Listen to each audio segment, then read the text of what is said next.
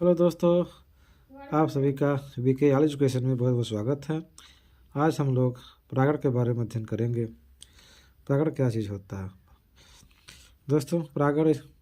पराग कोश से जो परागकण होता है वो उसी पुष्प के या उसी पौधे के दूसरे पुष्प के वर्तिकाग्र पर पहुँचने की प्रक्रिया को हम परागण कहते हैं। उसी पुष्प या उसी जात के दूसरे पुष्प के वर्तिकाग्र पर पहुँचते हैं, इस क्रिया को हम पॉलिनेशन कहा जाता है या परागण कहते हैं।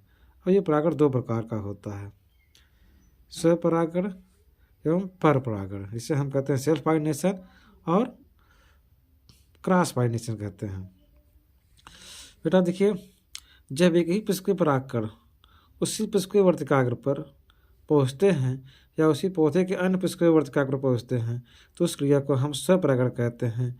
इसे हम ऑटोगेमी के नाम से भी जानते हैं, यानी कि पौधा एक ही रहेगा।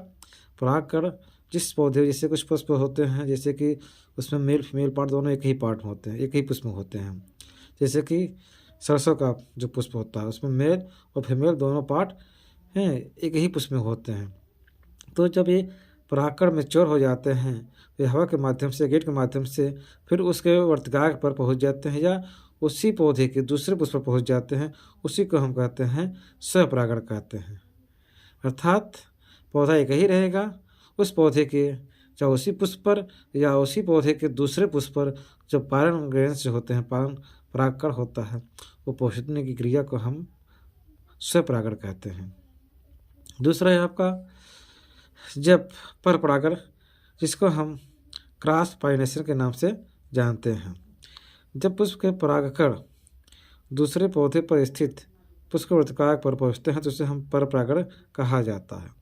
अर्थात पौधा, अब यहाँ दो पौधे हो गए, यानी जब परागकण पुष्प के परागकण दूसरे पौधे पर स्थित जो पुष्प होते हैं उसी जाति का है, उसी जात के दूसरे पुष्प के वर्तिकाग्र पर जब पहुँचता है उसी को हम परपरागण के नाम से जानते हैं।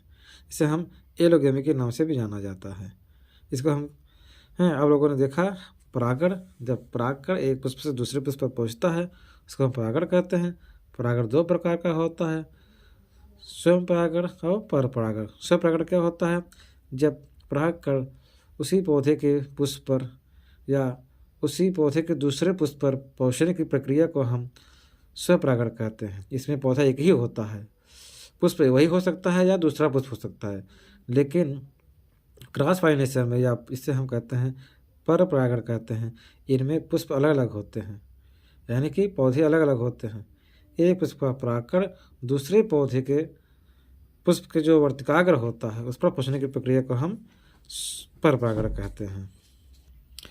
तो आप लोगों ने परागकण जाना और परागण के प्रकार, यानी कि pollination are two types, self pollination और क्रॉस पॉलिनेशन।